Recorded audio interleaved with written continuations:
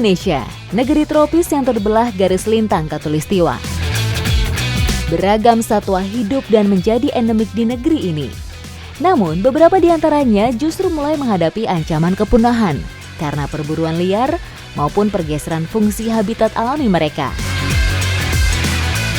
Kegiatan pelepasliaran satwa kembali ke habitatnya menjadi salah satu agenda bersama untuk menjaga kelestarian satwa-satwa tersebut di alam bebas. Jenis primata unik seperti kukang, kemudian burung pemangsa seperti elang, hingga burung endemik kakak tua Sumba menjadi satwa-satwa yang harus kita jaga dan lindungi keberadaannya di alam.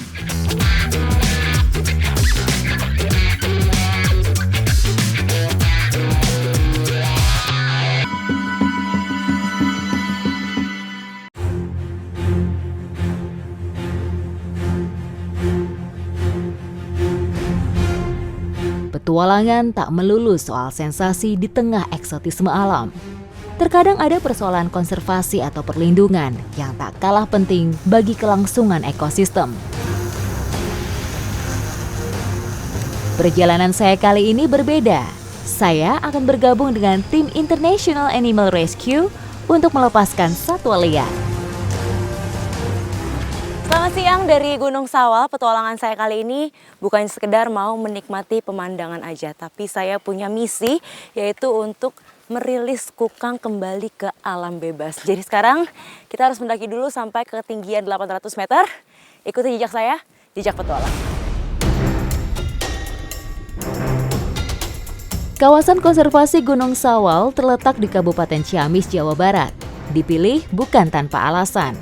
Kawasan Suaka Marga Satwa seluas 5.400 hektar ini masih memiliki kondisi hutan yang lestari dan jauh dari eksploitasi manusia.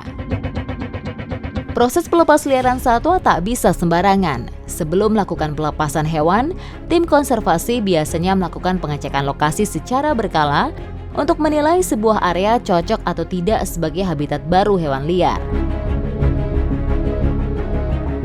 Kukang ini hewan nokturnal atau yang aktifnya pada malam hari. Jadi kalau kita mau rilis seperti sekarang, kita nganternya pun harus dari waktu yang siang menuju ke sore. Jadi nggak mengganggu siklus hidupnya. Makanya ini matahari sebentar lagi mau terbenam. Kita harus bergerak lebih cepat. Jadi sebelum kukangnya bangun, kita udah sampai siap rilis.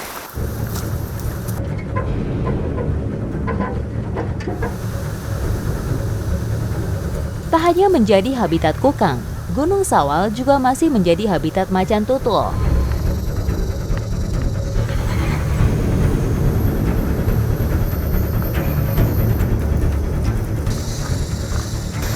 Ini salah satu jejak macan tutul. Ini penandaan indikator teritorialnya.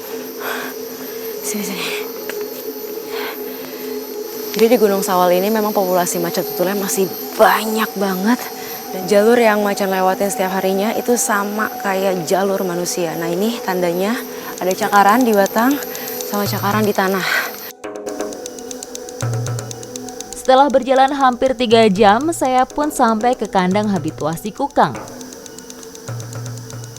Kita sudah sampai di tempat kita akan merilis kukangnya, tapi ternyata nggak langsung dilepas ke alam liar ya. Kita taruh dulu di kandang habituasi. Tak hanya dilepaskan begitu saja, kukang masih terus dipantau dengan alat kecil yang disebut kolar. Kolar berfungsi memantau sejauh mana seekor kukang sudah berani mampu menjelajahi sebuah habitat baru setelah dilepas liarkan. Kukang pertama audit udah kita rilis. Jadi dipancing pakai bambu, nanti dia jalan masuk ke kandang habituasi. Nah di situ mulai deh dia ngerambat dari satu ranting ke ranting yang lain, belajar mengadaptasi, belajar menyesuaikan diri sama tempat tinggal barunya.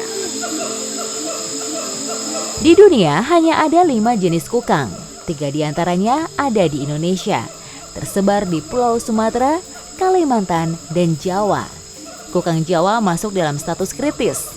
Di alam, kukang memiliki peran penting sebagai penyebar benih.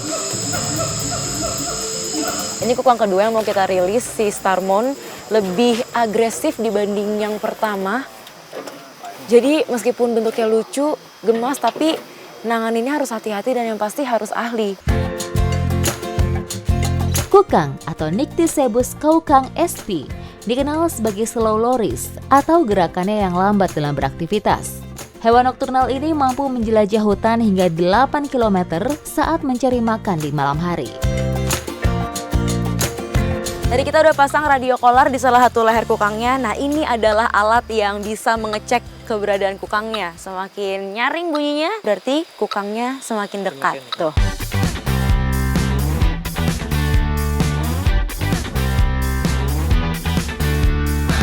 Dari sinilah proses rehabilitasi kukang bermula. Terletak di Bogor, Jawa Barat, markas International Animal Rescue Indonesia saat ini menampung puluhan satwa kukang hasil sitaan. Sebelum ditampung di kandang karantina atau kandang rehabilitasi, kukang dengan kondisi tertentu juga diobati layaknya manusia. Kita lagi ngelakuin salah satu tindakan perawatan sama kukangnya, jadi dia punya luka di bagian belakang. Ini mau dipasangin pelindung supaya dia nggak jilatin lukanya terus. Jadi mau kita bius dulu kukangnya. Proses penanganan luka hewan appendix 1 ini dilakukan penuh kehati-hatian. 2 orang tim dokter spesialis penanganan hewan liar dengan cepat mengobati luka.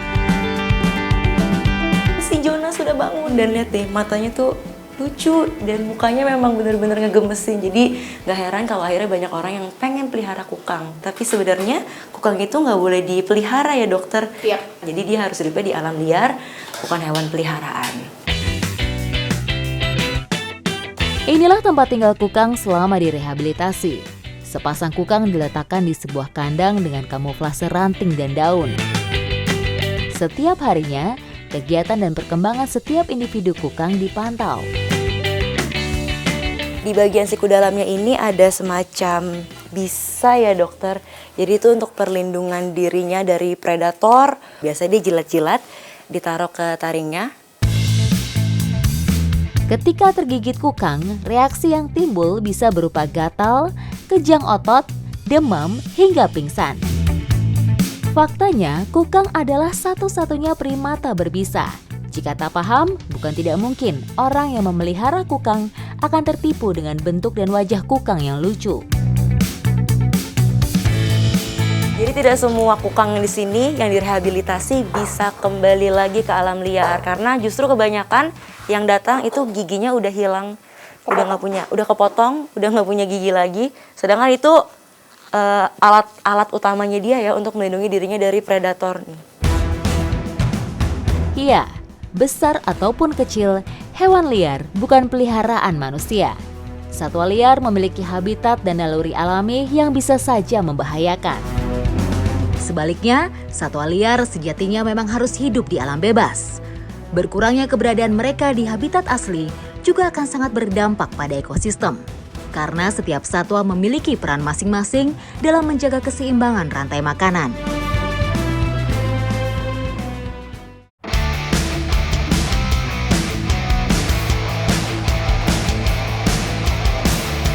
Petualangan saya selanjutnya berlokasi di Desa Pusung Kapal, Kecamatan Suruwai, Kabupaten Aceh Tamiang. Oke, kita sudah sampai di tempat trapnya. Jadi ini talinya. Trap itu biasanya dipasangnya di posisi yang memang di bawah pohon bakau ya Bang? Iya. Di bawah pohon bakau. Jadi memang biasanya dia tinggalnya di bawah sini. Terus habis itu sering makanin buahnya. Iya. Saya bersama tim akan melakukan survei pemantauan populasi, penelitian genetika, dan habitat tuntong. Saya nggak ngira begitu diangkat akan seberat ini. Ini beratnya kurang lebih 10 kilo deh ya? 10, tangan saya udah getar. Ini berat banget. Nah, yang kita dapatkan hari ini adalah tuntong jantan. Nih, bedanya dia ada di cangkangnya, ya Bang? Ya, di cangkangnya dan perubahan warnanya nih, Mbak, di sini. Oh. Di kepalanya nih. Jadi cangkangnya itu kalau jantan ada motifnya. Saat pemasangan microchip, wajib memakai sarung tangan agar higienis dan tuntong tidak tertular bakteri dari manusia atau sebaliknya. Setelah tadi diukur panjang, lebar, dan beratnya, sekarang kita masuk ke inti kegiatan kita. Iya benar, penandaan. Kita akan pasang microchip. Nah ini microchipnya ini nih. Teknologi microchip sangat jarang diterapkan di Indonesia, padahal microchip dapat bertahan seumur hidup. Kekurangannya, microchip ini tidak bisa dideteksi oleh GPS. Tidak seperti chip yang menempel pada badan luar binatang. Sip, semua prosesnya sudah selesai, sekarang tinggal kita rilis kembali dia ke habitatnya. Dan memang dia tidak boleh terlalu lama ada di darat ya, jadi maksimal cuma 1 jam. Karena nanti dia bisa lemes. Oke. Batagor borneoensis atau tuntong laut merupakan salah satu spesies dari 331 kura-kura yang ada di dunia saat ini. Tuntong laut tersebar di Aceh, Sumatera Utara, Riau, Semenanjung Malaysia, dan Kalimantan.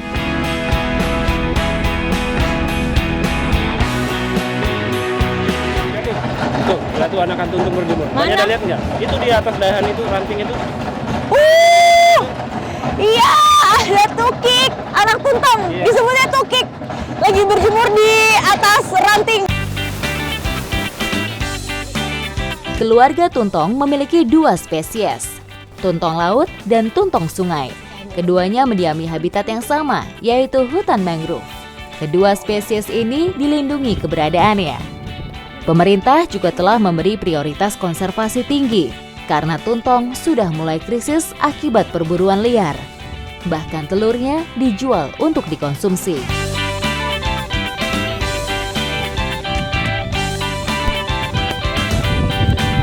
Oke, dadah!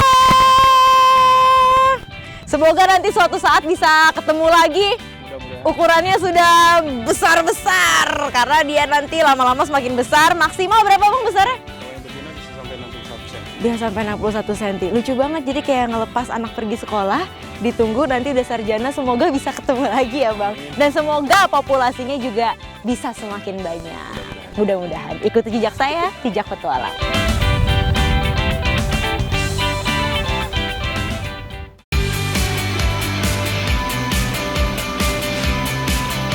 Taman Nasional Gunung Halimun Salak, sebuah ekosistem hutan alam yang memiliki keanekaragaman flora dan fauna. Elang adalah salah satunya, predator penting dalam rantai makanan di kawasan ini.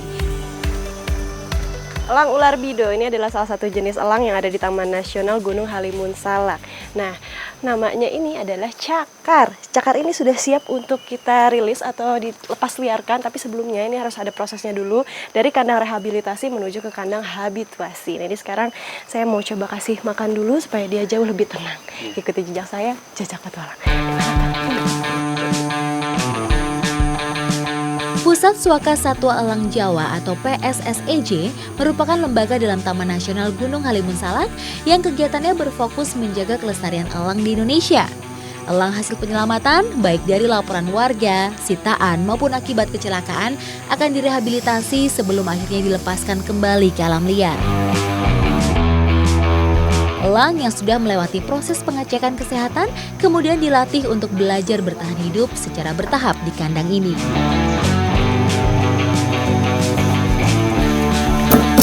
Ini dia kandang rehabilitasinya, sekilas memang mirip dengan habitat aslinya.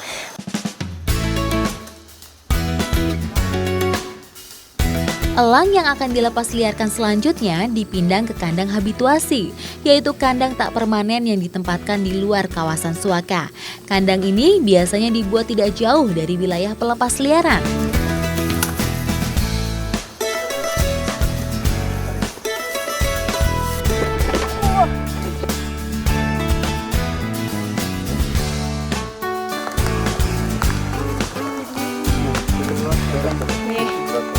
Kandang habituasi ini sekilas mirip seperti kandang rehabilitasi, hanya bedanya di sini lokasi kandangnya berhadapan langsung dengan zona rimba atau zona yang memang banyak pohon-pohon alami yang menjadi habitat berbagai jenis elang, salah satunya ya jenis elang ular bido.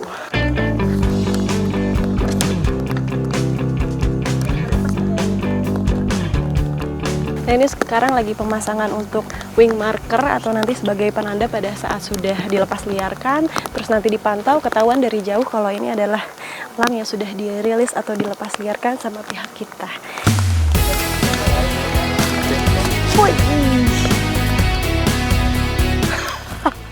Akhirnya Dia terbang dengan bebas setelah tadi ditaruh di kandang angkut.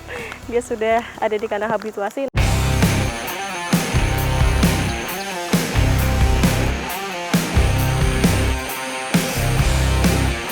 Ada sekitar 26 elang yang sudah diselamatkan suakalang ini. Beberapa di antaranya dalam kondisi yang memprihatinkan, seperti tertembak atau terjerat jebakan. Kecelakaan ini seringkali mengakibatkan elang mengalami cacat permanen, sehingga kecil kemungkinan dapat bertahan hidup di alam liar. Sesuai namanya, kandang display ini juga bermanfaat sebagai sarana edukasi lembaga konservasi elang ini ke masyarakat.